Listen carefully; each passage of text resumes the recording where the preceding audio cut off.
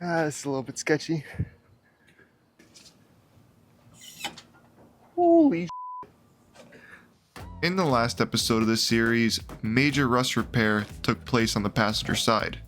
The inner rocker and sill area got completely rebuilt with fresh metal.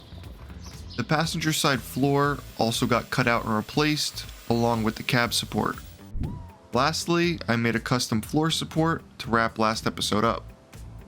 With all the major rust taken care of, we're getting really close to dropping this cab back on the frame. But there's still some minor issues that need to be addressed. Like these uppipes. This gasket is well known for failing around 100,000 miles, and with 150 on the odometer, it's now or never. The cab is also on jack stands, making this the perfect time. We're going to start off by removing the two bolts squishing that donut gasket. I don't actually see any soot on these pipes, so they might not have been leaking yet, but it's only a matter of time. Next, these two bolts hold the uppipe to the exhaust manifold. These bolts have gained a reputation on a lot of Ford forms for a good reason. They're always rusted in place. These ones definitely look rusty, but they came out without a problem. This same process was repeated on the passenger side, leaving us with 4 bolts on the collector, meaning that these are an original. The collector that came with the truck has 2 bolts and 2 studs, so the fact that this one has 4 bolts just shows that it's already been replaced. That explains why nothing was rusted in place. I'm actually not that surprised that they swapped these out. I'm just surprised that they didn't swap to these. These are bellowed up pipes, and they're superior to the old design in every way possible. These bellows are made to expand and contract depending on the temperature, which puts way less stress on the gasket itself. On top of that, they're stainless steel, so rust shouldn't be a problem. Fingers crossed, this upgrade will last for a very long time. The first step is to attach the passenger side uppipe to the collector. Otherwise, it won't fit. Are you serious right now? I made sure to install the gasket as well before I bolted them together. These pipes are made to be a little short. As I'm tightening everything, the bellows will start to stretch, closing that gap. Everything was going well till I got to the flange bolts. How? Am I supposed to have this pre-assembled? Probably would have helped. For whatever reason, they decided to use Allen head bolts, which is not really a problem, I just don't have the right tools to tighten them. At least in this scenario. I did manage to use a wrench on the end of an Allen socket, but there's no way I can torque these down. I'm gonna do a quick smoke test to see if they leak.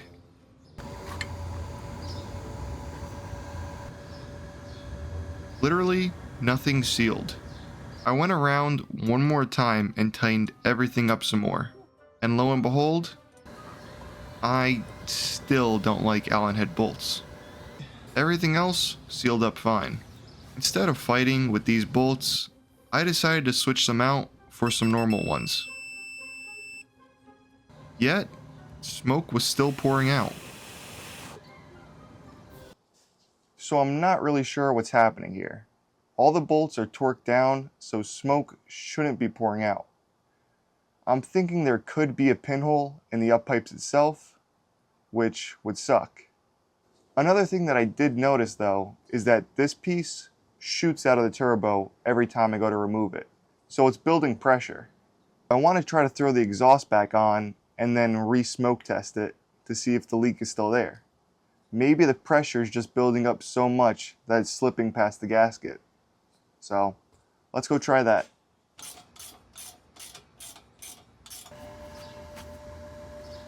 That actually worked. There's no more leaks on the uppipes. So that's one task crossed off the list. But I think I found another problem.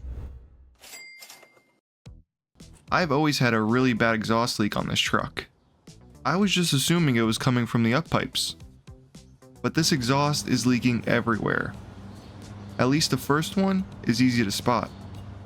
How does a hole like this even form? This is 14 gauge metal, so it's pretty thick. The fact that this rusted through is kind of impressive. The previous owner did have a stack on it, and from the looks of it, they never covered it. With the metal being thicker, I really don't have to worry too much about blowing straight through, which is a nice change of pace.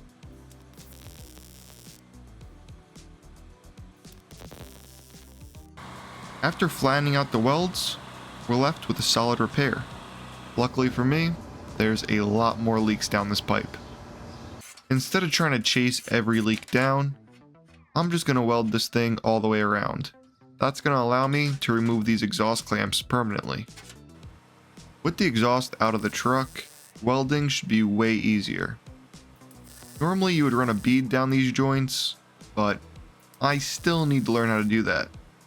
For now, this is going to have to do.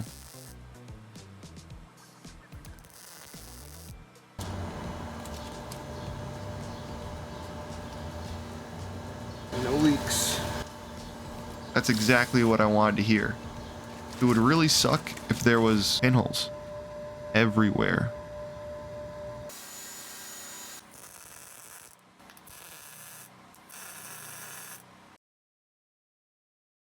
It looks like we're all good now. I double checked it on the bench and I didn't find any leaks. Everything is finally sealed shut. Have you guys ever noticed this hole in my firewall? Probably not. This repair was originally supposed to happen all the way back in episode 5. As you can see, this thing curves in all different directions and at different angles. And let me tell you, I could not make this patch for the life of me. After 2 failed attempts, I actually stopped recording.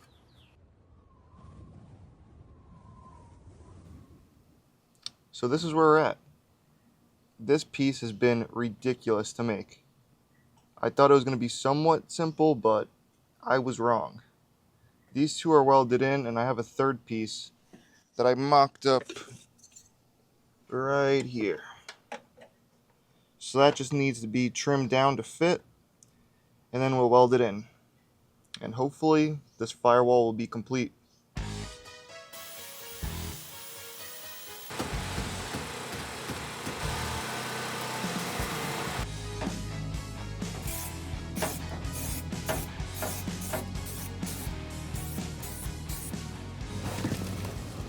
So that's what we're looking like.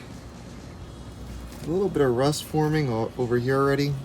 I did try to prime this so it wouldn't rust, but I'm gonna wire wheel that back down, but it's complete. After almost 2 months probably, I was finally able to make this part.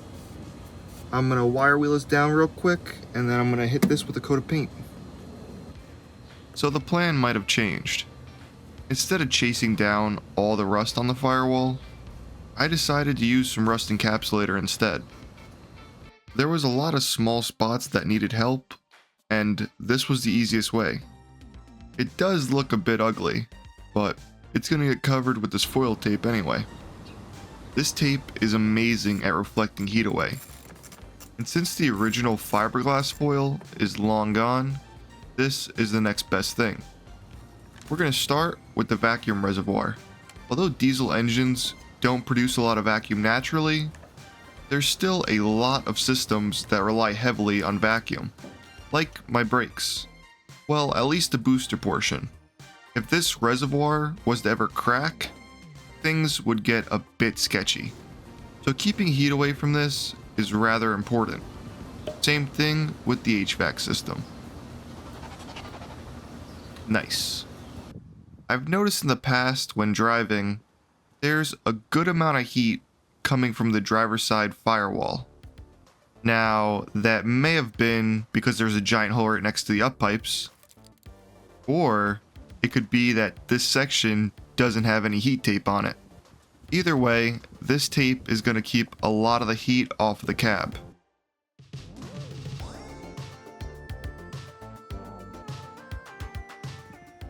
This is as far as I'm going to go for now. I'm installing a new brake booster in the next episode, and I don't want this tape to interfere with that.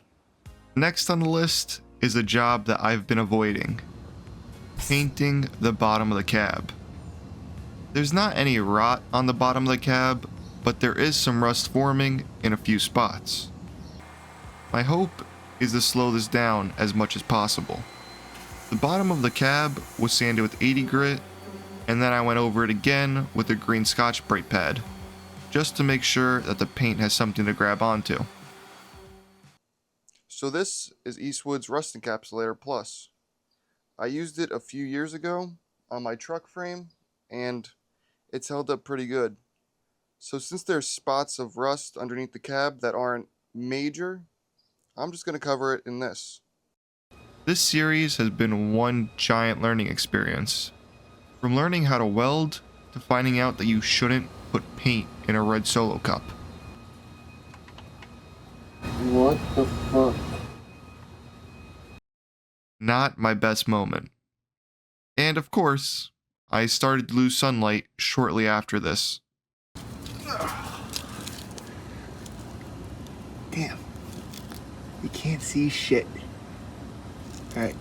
Guess I'll come back in the morning to show you guys this, but it's 90% there. This coating should help keep this cab rust-free for a few more years. And if some rust does pop up, I could just throw some more rust encapsulator at it. I do have a decent amount of paint left over, but this stuff starts to cure as soon as you open it, so you really can't let this stuff sit on a shelf for more than a few weeks. Luckily for me, there's a lot more rust to go around. Now, even though this can go onto bare metal, epoxy primer or some self-etching primer would be the better choice. But I'm not trying to spend more money, so rust encapsulator it is. Some spots could use some touch-up, but this is good enough for me. I used a bit of that foil tape on the bottom to reflect any heat away, but it's only rated for 300 degrees. So for spots that see more extreme heat, like the exhaust pipe, there's a dedicated heat shield that protects the cab. This heat shield was originally held up with some rivets, but over the years, the holes have gotten a little bit bigger. So I'm going to add some washers to the rivets, and hopefully that'll make up for the lost surface area.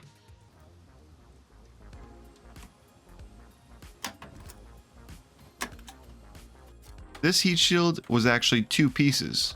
I forgot to show the back piece before, but it extends all the way to the end of the cab. Getting the heat shield to actually stay in place was a bit more of a hassle than I anticipated, so I ended up using some of that tape to keep it in place, and eventually I was able to get all the rivets in. The washers worked way better than expected. Out of the 6 holes, I was able to rivet 5 of them, so I'll take that any day. With that checked off the list, we can move on to the floor supports. Now, you might be wondering, didn't you say you would finish the floor supports off camera? I lied. So it occurred to me while I was editing episode 6 together that this whole series came about because I needed to replace my cab supports. And it wouldn't really make sense if I didn't replace the cab supports and floor supports on camera. So that's what we're going to do now. We're going to finish up this cab, everything underneath, and then we're going to drop it back on the frame. First, before I forget, I need to add a hole for the cab bolts. I definitely should have done this before I painted the floor. It's not perfect, but it works. The grommet fits in there nice and tight. Now, there's been some concern about rust in the future, especially with me bolting the cab supports on rather than welding them. In an attempt to prevent rust in the future, I'm going to smear some grease on both of the mounting points. Will this hold up? I don't know, but it's better than nothing. For all the bolts, I used red Loctite on the threads. They should be locked in place for good. And when you think about it, the weight of the cab is actually pushing down on the cab support. So as long as the floor pan that I just welded doesn't give out, I should be fine. That whole process was then repeated on the passenger side. With both of these bolted in place, I can start to add the floor supports on. Making these floor supports was a big learning experience, but it didn't go as smoothly as I would have hoped for. Normally, on top of welding this back to the existing support, you would go up top and do some plug welds on the floor itself, hence floor support. But I messed up when I was making these patches. There's a big gap between the floor support and the floor itself, so I won't be doing those plug welds, making this more of a cosmetic repair than a structural one. It's unfortunate, but I'm doing my best here. Still learning and adjusting. The other floor support is better, but it's a similar story. Far from perfect, but good enough to use. After 8 months, I finally have good cab supports. It's time to drop this cab down. Now, before we do that, we need something to drop the cab onto. If you remember in one of the previous episodes, I had to cut out the 2 mounts on the frame. But I bought these ones off of eBay a while ago to replace them. They're in way better shape. The old ones were paper thin in some spots. Red Loctite was also used on these bolts too, which is important because these trucks ride pretty rough.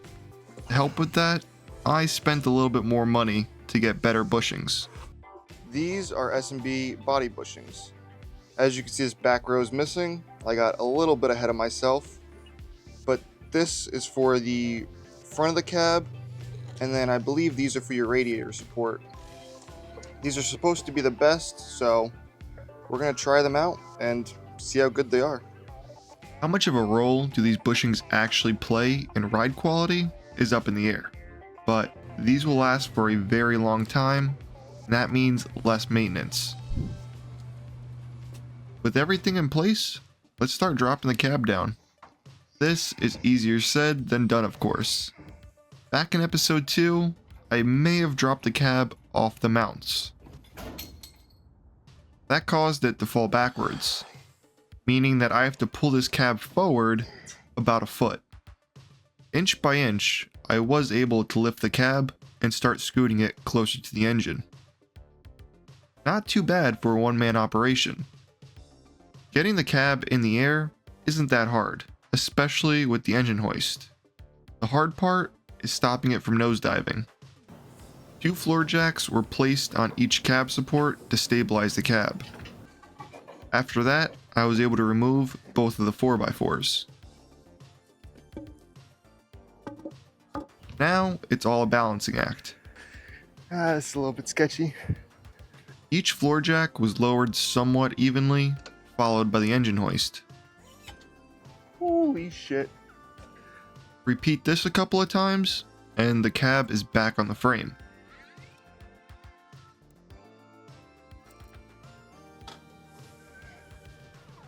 Don't worry, I did fix that bushing. Every body mount is in the ballpark.